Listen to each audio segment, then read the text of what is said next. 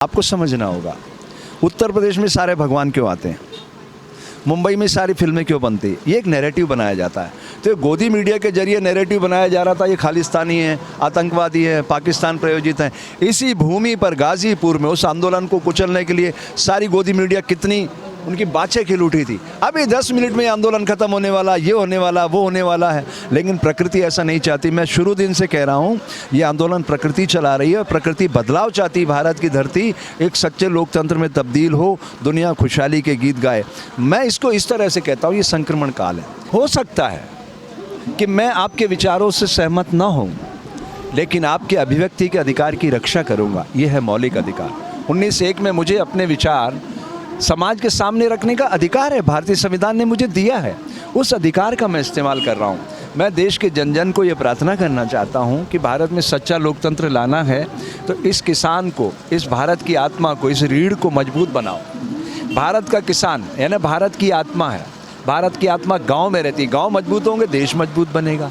देश मजबूत बनेगा, दुनिया खुशहाल बनेगी। क्योंकि एक लोकतांत्रिक प्रयोगशाला है भारत। ये रियासतें थी, रियासतें क्या करती थी? जर जोरू जमीन खींचती थी। पैसा खींचेगी, औरतें खींचेगी, ज़मीन खींचती थी। आज ये यही कर रहे हैं सब कुछ। तो क्या बदला परिदृश्य? परिदृश्य बदलने के लिए मैं किसी राजनीतिक दल का प्रचारक नहीं हूँ, मैं व्यवस्था परिवर्तन का प्रवर्तक हूँ। उसी दिशा में काम कर रहा हूँ और मैं किसानों से रोज़ सीखने आ रहा हूँ। मैं ये देख रहा हूँ कि आदि मानव के युग के ये टोटके इस्तेमाल कर रहे हैं। वो हमारे टी सीरीज वाले गुलशन भाई थे, मैं उनकी फैक्ट्री पे गया था नोएडा में। मैंने कहा गुलशन भाई एक दिन अगरबत्तियाँ लगाओगे इनके स्टोव पे आप? वो बोले क्या कह रहे हो स्वामी जी? मैं आपने कहा देख नहीं रहे, दुनिया बदल रही है। पेन ड्राइव पे हज़ारों गाने सुन सकते हो, कौन कैसेट लेके रखेगा, कौन टेप बजाएगा? अरे आप लिख लीजिए, गारंटी करता हूँ मोबाइल से वोट आ जाए। अगर मोबाइल से एक बात बताओ, मैं पैसा ट्रांसफ़र कर सकता हूँ, मैं पेटीएम यूज़ करता हूँ, ओला ऊबर बुलाता हूँ, मैं भीम ऐप यूज़ करता हूँ, सारे प्लेटफॉर्म यूज़ करता हूँ, मैं मत का दान क्यों नहीं कर सकता? हमने 2019 में 39 दिनों तक वोट किए, अरबों रुपए खर्च किए, अमेरिका से ज़्यादा चुनाव में खर्च है। अरे जिस देश का बचपन भूखा हो उनके जीवन में खुशहाली लाने के लिए पैसा बचाइए ना। तो ये कहता हूँ कि भाई इतने अच्छे अच्छे बहुत धनवान लोग राजनीति में हैं, आप लोग एक 5 एकड़ पे, 5 एकड़ ज़मीन पे एक अच्छा केंद्र बनाओ, राजनीति प्रशिक्षण केंद्र, पॉलिटिकल ट्रेनिंग स्कूल। उसमें इनको सिखाओ कि राजनीति कैसे की जाना चाहिए। ध्यान से सुनिए मेरी बात। ये 5 एलिमेंट भगवान, जिसे हम भगवान कहते हैं, भूमि, गगन, वायु, अग्नि, नीर। भूमि, गगन, वायु, अग्नि, नीर, ये 5 एलिमेंट है। जल, पृथ्वी, आकाश, वायु, अग्नि। ये जो वायु है ये लीडर है, दिखाई नहीं देती, सबको साथ लेके चलती है। दोस्तों नमस्कार, इस वक्त हूँ गाजीपुर बॉर्डर पे और हमारे साथ स्वामी हर्षानंद जी हैं और इनकी पहचान बताने की ज़रूरत नहीं है, काफ़ी फेमस हैं और काफ़ी बेबाकी से अपनी बात रखते हैं। आइए कुछ बात इनसे करते हैं किसानों के मुद्दे पे, और लगातार ये किसानों को समर्थन देने के लिए अलग अलग बॉर्डर्स पे जाते भी रहे हैं। स्वामी जी पहले तो बहुत बहुत स्वागत है आपका। धन्यवाद। स्वामी जी सीधा सवाल, सबसे बड़ी बात आज के वक्त जिस तरह से हमारे लोकतंत्र में असंतोष की आवाज़ दबाने की जो एक चलन चल पड़ी है 2014 के बाद से मौजूदा सरकार के द्वारा, लेकिन आज तो तब हद हो गई जब किसानों को रोकने के लिए 13 लेयर की सिक्योरिटी कील ठोक दिए गए रोड पे। क्या इससे हमारे देश की लोकतंत्र की प्रशंसा हो रही है? यही तो सिद्ध हो रहा है कि भारत में लोकतंत्र की तरफ हमने एक कदम भी नहीं बढ़ाया है। देश 1947 में आज़ाद हुआ, असंख्य धर्मयोद्धाओं ने अपने खून से इसको 90 सालों तक सींचा। 1857 में ये आज़ादी का आंदोलन शुरू हुआ था। 1947 में अंग्रेज लोग भारत से चले गए, लेकिन वो कुर्सियों के साथ अपना पूरा वायरस छोड़ के गए।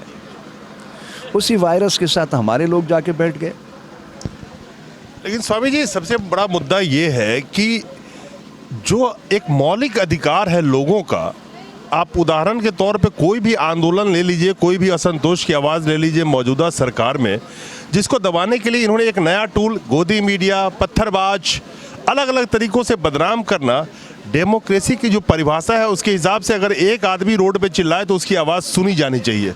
आज लाखों किसान 2 महीने से ज़्यादा, करीब करीब 2.5 महीना हो गए, करीब करीब 200 किसानों की जानें जा चुकी है, लेकिन इस सरकार के कानों पे जूं तक नहीं रेंगी। क्या ये दुर्भाग्य नहीं है इस डेमोक्रेसी में हमारे भारत का? नहीं, देखिए, आप जिसे सरकार कह रहे हैं वो एक प्राइवेट कंपनी है।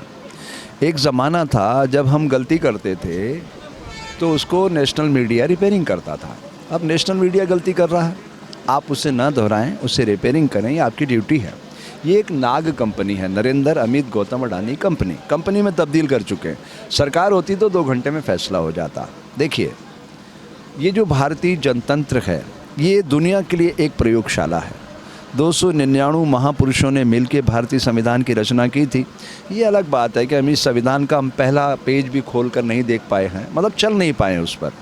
बातें तो हम बहुत अच्छी करते हैं, लेकिन हमारा जो अनुसरण करने का तरीका है वो बहुत दूर है।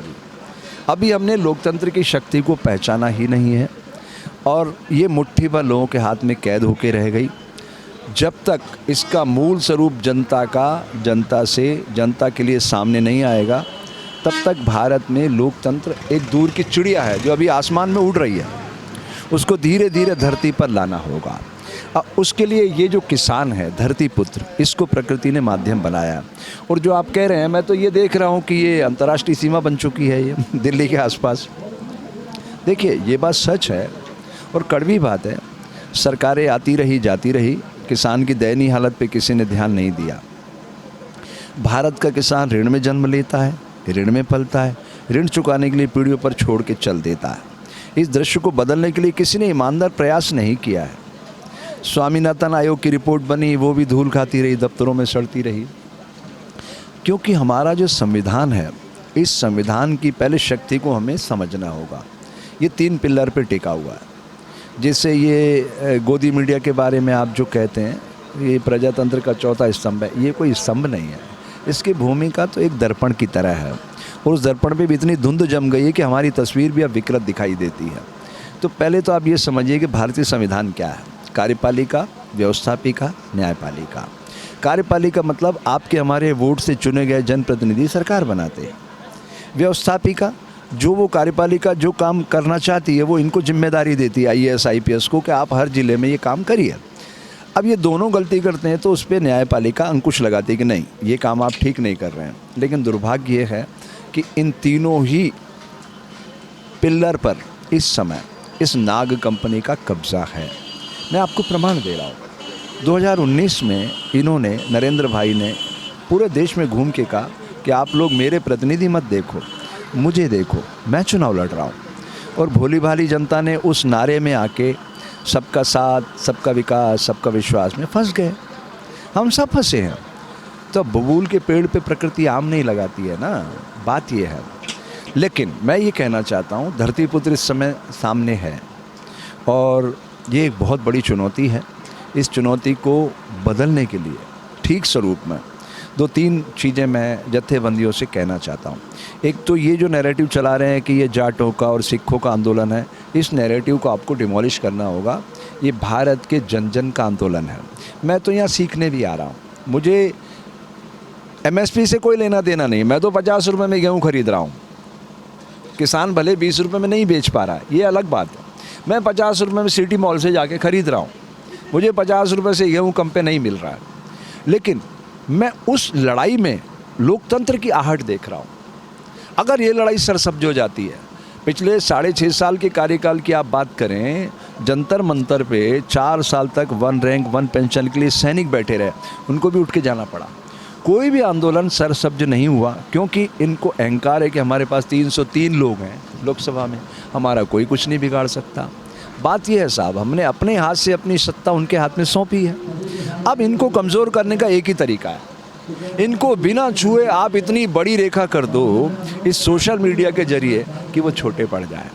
स्वामी जी, एक बड़ा सवाल आपने कहा कि 303 सीटें, 303, एक कहते हैं कि ऑथोरिटी विदाउट द रिस्पॉन्सिबिलिटी बड़ा घातक होता है। किसी को आप सर्वशक्तिमान बना देंगे, उसकी जिम्मेवारी तय नहीं होगी, तो वो बहुत खतरनाक हो जाता है। क्या लगता नहीं कि कुछ ऐसा ही दिखने को मिल रहा है आज की डेट में? शक्ति तो दे दी, जवाबदेही के नाम पे जीरो। ना जनता की जवाब देंगे, ना जनता को कुछ बताएंगे, प्रेस के सामने आएंगे नहीं, जबकि प्रेस तो आज उन्हीं का है आज की डेट में, फिर भी आने में उनको कतराते आए ही नहीं। तो ये जो सर्वशक्तिमान बना के जनता ने जो उनको बिठा दिया 2019 में, जिसकी खामियाजा आज जनता भुगत रही है, ऐसा महसूस नहीं हो रहा? जनता को भी महसूस हो रहा है शायद? नहीं, हम लोग क्या है, लहरों पे सवार होकर वोट करते हैं। अभी तक भारत में नकारात्मक लोकतंत्र आया, मतलब हमने हराने का ये जो जरिया है बनाया, चुनाव को जिताने का जरिया नहीं बनाया। पहली बार हमने जिताने का जरिया बनाया था उस नारे पर, सबका साथ, सबका विकास, सबका विश्वास। ऐसा लगता था कि ये व्यक्ति इस देश को बदल देगा, लेकिन मतलब वो है कि उसने जो लबादा ओढ़ रखा था इतने अच्छे लफ्ज़ों का, उसके अंदर से तो एक कलाकार निकला, एक्टिंग करने वाला। वो रियल लाइफ का आदमी था ना, रियल लाइफ का आदमी नहीं था। अगर वो रियल लाइफ का आदमी होता तो सबसे ज़्यादा फोकस बच्चों पे करता और बच्चों को स्किल्ड इंडिया जो उसका नारा था उसके तहत काम कराना सिखाता। उसने तो कहा था 15 लाख रुपए हर व्यक्ति को दूंगा मैं, 2 करोड़ बच्चों को हर साल नौकरियां दूंगा मैं। हमारे खाते में 15 लाख नहीं आए, मैं 55,000 का कर्जदार था भारत सरकार की तरफ से 2014 में, आज 2021 में 1,10,000 का कर्जदार हूँ। और दूसरी तरफ वो कितने प्यार से कहता था कि मैं वादा करता हूँ, मैं चौकीदार हूँ, न खाऊंगा न खाने दूंगा। 4.5 लाख करोड़ गौतम अडानी के उन्होंने NPA करवा दिए, 4.5 लाख करोड़।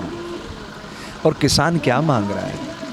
स्वामी जी, यहाँ पे एक चीज लोगों को बड़ा अच्छा, आपने एक डेटा बोला, 55,000 रुपए के कर्जदार थे आप 2014 में, लेकिन वो 70 साल के अंदर था।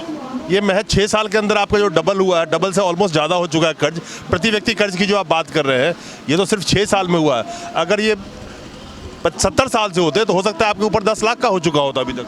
देखिए, बात ये है, ये हमाम में सभी नंगे हैं और उसका बड़ा कारण ये है कि इनका कोई ट्रेनिंग प्रोग्राम नहीं है। एक चपरासी भी बनता है तो उसकी ट्रेनिंग होती है, एक क्लर्क बनता है, ऑफिसर बनता है, IAS बनता है, IPS बनता है, 15 लाख बच्चों में से निकल के आता है। इनकी क्या ट्रेनिंग है बताइए आप?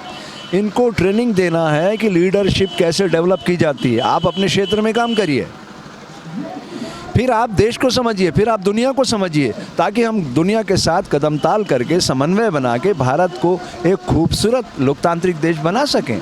ये हमारी सबकी नैतिक जिम्मेदारी है, इस पे तो हम फोकस ही नहीं करते हैं। और आप देखिए सदन के अंदर क्या हो रहा है, इतना कीमती समय, एक एक सेकंड लाखों करोड़ों रुपए खर्च होते हैं, उपयोग क्या हो रहा है उसका? आप बताइए। जिंदाबाद मुर्दाबाद। आप 1945 में जापान में हिरोशिमा नागासाकी पे बम गिरे, उन्होंने कोई जिंदाबाद मुर्दाबाद नहीं किया, आत्मचिंतन किया। 64 में बुलेट ट्रेन आ गई। आज तक मतलब उन 36 और 57 सालों में नो डिले नो एक्सीडेंट। ये होती है प्रशिक्षण की ताकत। हमें, मैं तो ये कहता हूँ कि भाई इतने अच्छे अच्छे बहुत धनवान लोग राजनीति में हैं, आप लोग एक 5 एकड़ ज़मीन पे एक अच्छा केंद्र बनाओ, राजनीति प्रशिक्षण केंद्र, पॉलिटिकल ट्रेनिंग स्कूल। उसमें इनको सिखाओ कि राजनीति कैसे की जाना चाहिए। ध्यान से सुनिए मेरी बात। ये 5 एलिमेंट, भगवान, जिसे हम भगवान कहते हैं, भूमि, गगन, वायु, अग्नि, नीर। भूमि, गगन, वायु, अग्नि, नीर, ये 5 एलिमेंट है। जल, पृथ्वी, आकाश, वायु, अग्नि। ये जो वायु है ये लीडर है, दिखाई नहीं देती, सबको साथ लेके चलती है। ऐसी लीडरशिप जिस दिन भारत में पैदा होगी, गारंटी करता हूँ भारत दुनिया का सबसे उच्च कोटि का लोकतांत्रिक देश बन जाएगा। उसकी ज़रूरत है। आपने एक बड़ी अच्छी बात कही, पार्लियामेंट में खर्चे की बात करी। पर मिनट 2.5 लाख रुपए का खर्चा होता है जब पार्लियामेंट चल रहा है तब, और वो सारे खर्चे जनता के पैसे से आते हैं। आज वही लाखों करोड़ों जनता रोड पे बैठी है। पार्लियामेंट तो उसी जनता के पैसे से चलती है, उसी जनता के लिए चलती है, लेकिन उसी पार्लियामेंट में आज उसी जनता की आवाज़ नहीं उठाई जा रही है। यानी कि मैं किसानों की बात कर रहा हूँ जो आज रोड पे बैठे हैं, वहाँ पे चर्चा नहीं होने दिया जाता है। कितना दुर्भाग्य है ये। मैं तो हमारे देश के सारे जो चुने हुए जनप्रतिनिधि हैं उनको वाल्टियर का सिद्धांत सुनाना चाहता हूँ। हो सकता है कि मैं आपके विचारों से सहमत ना हूँ, लेकिन आपके अभिव्यक्ति के अधिकार की रक्षा करूँगा। ये है मौलिक अधिकार। 1901 में मुझे अपने विचार समाज के सामने रखने का अधिकार है, भारतीय संविधान ने मुझे दिया है। उस अधिकार का मैं इस्तेमाल कर रहा हूँ। मैं देश के जन जन को ये प्रार्थना करना चाहता हूँ कि भारत में सच्चा लोकतंत्र लाना है तो इस किसान को, इस भारत की आत्मा को, इस रीढ़ को मजबूत बनाओ। भारत का किसान यानी भारत की आत्मा है। भारत की आत्मा गांव में रहती है। गांव मजबूत होंगे, देश मजबूत बनेगा। देश मजबूत बनेगा, दुनिया खुशहाल बनेगी। क्योंकि एक लोकतांत्रिक प्रयोगशाला है भारत। ये रियासतें थी, रियासतें क्या करती थी? जर जोरू जमीन खींचती थी। पैसा खींचेगी, औरतें खींचेगी, जमीन खींचती थी। आज ये यही कर रहे हैं सब कुछ। तो क्या बदला परिदृश्य? परिदृश्य बदलने के लिए मैं किसी राजनीतिक दल का प्रचारक नहीं हूँ। मैं व्यवस्था परिवर्तन का प्रवर्तक हूँ, उसी दिशा में काम कर रहा हूँ। और मैं किसानों से रोज़ सीखने आ रहा हूँ। मैं ये देख रहा हूँ कि आदि मानव के युग के ये टोटके इस्तेमाल कर रहे हैं। इससे समस्या का हल नहीं होगा। आप इस सोशल मीडिया का बेहतरीन इस्तेमाल करिए। अगर हर तीसरा ट्रोल वर्ल्ड में आपका सोशल मीडिया का आ गया, गारंटी करता हूँ ये जो प्राइवेट कंपनी है ना, ये घुटनों के बल आ जाएगी। इसका बढ़िया इस्तेमाल करिए। कोई ज़रूरत नहीं जिंदाबाद मुर्दाबाद करने की। ये सबसे पावरफुल आज के युग का हथियार है। हर युग में देखो, वो ज़माना था जब हमारा मानसिक रूप से इतना विकास नहीं हुआ था, तो हम बैलगाड़ी के बेरिंग पे घूम रहे थे। फिर साइकिल आई, फिर मोटरसाइकिल आई, फिर ट्रेन आया, फिर प्लेन आया, अब ड्रोन आया। तो क्या समय रुक जाएगा? ये जो जिसे गोदी मीडिया का हम बहुत प्रचार करते हैं, 3 सालों की है ये। 3 साल बाद ये टीवी स्क्रीन गायब हो जाएंगे। आज आपके घर में टेप रिकॉर्डर हैं, VCR VCP हैं, कहाँ चले गए? अरे सारी चीज़ें आउट ऑफ डेटेड हो चुकी है। वो हमारे टी सीरीज वाले गुलशन भाई थे, मैं उनकी फैक्ट्री पे गया था नोएडा में। मैंने कहा गुलशन भाई एक दिन अगरबत्तियाँ लगाओगे इनके स्टोव पे आप? वो बोले क्या कह रहे हो स्वामी जी? मैं आपने कहा देख नहीं रहे, दुनिया बदल रही है। पेन ड्राइव पे हज़ारों गाने सुन सकते हो, कौन कैसेट लेके रखेगा, कौन टेप बजाएगा? अरे आप लिख लीजिए, गारंटी करता हूँ मोबाइल से वोट आ जाए। अगर मोबाइल से एक बात बताओ, मैं पैसा ट्रांसफ़र कर सकता हूँ, मैं पेटीएम यूज़ करता हूँ, ओला ऊबर बुलाता हूँ, मैं भीम ऐप यूज़ करता हूँ, सारे प्लेटफॉर्म यूज़ करता हूँ, मैं मत का दान क्यों नहीं कर सकता? हमने 2019 में 39 दिनों तक वोट किए, अरबों रुपए खर्च किए, अमेरिका से ज़्यादा चुनाव में खर्च है। अरे जिस देश का बचपन भूखा हो, उनके जीवन में खुशहाली लाने के लिए पैसा बचाइए ना। ये फालतू खर्च क्यों कर रहे हैं? मोबाइल से वोट होगा, वन टाइम इन्वेस्टमेंट है, 10 मिनट में वोट हो जाएंगे। और नोटा को प्रत्याशी का दर्जा, जो समाज जिनको हटा देगा वो सिस्टम से बाहर हो जाएंगे। सारे राजनीतिक दलों पे नैतिक दबाव पड़ेगा, अच्छे लोगों को मौका मिलेगा, अच्छे लोग सदन में पहुंचेंगे, भारत अच्छा राष्ट्र बनेगा। छोटी सी तो बात है। स्वामी जी, आखिरी सवाल। खैर, आपने बोला कि 2019 के चुनाव में ऑफिशियल आंकड़ा कहता है करीब 60,000 करोड़ रुपए खर्च हुए थे। अनऑफिशियल आंकड़ा जो आया था 1 लाख करोड़ रुपए करीब खर्च हुए थे। तो चुनाव पे जहाँ पे असीमित धन लुटाया जाता है उस चुनाव को जीतने के लिए, यानी कि भारत की सत्ता पे गद्दी पाने के लिए, उस वक्त पैसा कहाँ से आ जाता है, ये अपने आप में एक सवाल है। कहाँ से आता है ये सब जानते हैं। खैर, आखिरी सवाल, क्या ये आंदोलन जिस अवधि को पार कर चुका है, जितने दिनों तक चल चुका है, अब ये सरकार जो अपना, मैं कह सकता हूँ, खुलेआम कहता हूँ, छीछा लेदर करा चुकी है, अब ना ये वापस लेने की स्थिति में है और ना ये उसको हटाने की स्थिति में है? मैं आपको अपडेट कर देता हूँ। उनको पता था कि ये जो हम कर रहे हैं इसमें सबसे ज़्यादा आवाज़ पंजाब से, हरियाणा से उठेगी, क्योंकि जो 6% मिनिमम सपोर्ट प्राइस लेते हैं वो इसी इलाके के किसान लेते हैं, जागरूक किसान हैं। बाकी स्थिति तो बिहार मॉडल की आप देख ही चुके हैं। बिहार के जमींदार बेचारे वहाँ पे मजदूरी करने आते हैं, है ना। तो ये जो जिस तरीके से नैरेटिव बनाया जा रहा है, इस पे मैं दो तीन चीज़ें बहुत क्लियर करना चाहता हूँ। आपको समझना होगा, उत्तर प्रदेश में सारे भगवान क्यों आते हैं, मुंबई में सारी फिल्में क्यों बनती, ये एक नैरेटिव बनाया जाता है। तो गोदी मीडिया के जरिए नैरेटिव बनाया जा रहा था ये खालिस्तानी है, आतंकवादी है, पाकिस्तान प्रायोजित हैं। इसी भूमि पर गाजीपुर में उस आंदोलन को कुचलने के लिए सारी गोदी मीडिया कितनी उनकी बातें खिल उठी थी। अभी 10 मिनट में आंदोलन खत्म होने वाला, ये होने वाला, वो होने वाला है, लेकिन प्रकृति ऐसा नहीं चाहती। मैं शुरू दिन से कह रहा हूँ, ये आंदोलन प्रकृति चला रही है। प्रकृति बदलाव चाहती, भारत की धरती एक सच्चे लोकतंत्र में तब्दील हो, दुनिया खुशहाली के गीत गाए। मैं इसको इस तरह से कहता हूँ, ये संक्रमण काल है, कलयुग समाप्ति की ओर है, सतयुग आने वाला है। लोग अब धर्म के पथ पे चलना चाहते हैं, थक गए हैं। अब उन्होंने सारा देख लिया कि असत्य के मार्ग पे सिवाय दुख के, अशांति के कुछ नहीं है। अब सत्य के पथिक होना चाहते हैं। तो बदलाव तो प्रकृति ऐसे ही करती है ना। कितना अंधेरा घना हो, आप देख लीजिए, छोटी सी माचिस की तीली जलाओ, उस अंधेरे को काट देती है। अगर माचिस की तीली सरसब्ज नहीं हो रही तो प्रकृति फिर मोमबत्ती जलाती है। मोमबत्ती भी अगर काबिज नहीं हो रही है तो फिर उसको मशाल बनाएगी, और मशाल भी काबिज नहीं हो रही फिर सूर्य को खड़ा कर देती है। प्रकृति का दर्शन बिल्कुल साफ है। अंधेरा कितना भी घना हो उसको एकदम बदलती है वो, और अपनी ऊर्जा का स्पंदन कर देती है। ये जो 5 एलिमेंट है, आदि मानव के साथ भी यही थे, आज भी यही है, हजारों साल बाद भी यही रहने वाले हैं। आप हम सब प्रकृति की बगिया में उस बगिया को गुलजार करने के लिए उपस्थित हैं, और उसका सबसे सशक्त माध्यम है भारतीय संविधान। आओ हम सब मिलकर इसको आत्मसात करते हैं और एक नए भारत को आकार देने के लिए मिलजुल कर प्रयास करते हैं, और हम सब गलतियों को, सबकी गलतियों को माफ़ करते हैं। शुचिता, संस्कार सुदर्शन महायज्ञ अपने भीतर स्थापित करते हैं, विचारों की पवित्रता कि भगवान हम सबको सद्बुद्धि दे, किसान जो भारत की आत्मा है वो मजबूत बने, तो भारत एक मजबूत राष्ट्र में बदलेगा और सारी दुनिया को खुशहाल बनाएगा। आज का मेरा यही संदेश है। बहुत बहुत ये हमारे साथ स्वामी जी थे। बहुत बहुत धन्यवाद स्वामी जी, बड़ी बेबाकी से आपने सभी सवालों का जवाब दिया। बहुत बहुत शुक्रिया आपको हमसे बात करने के लिए।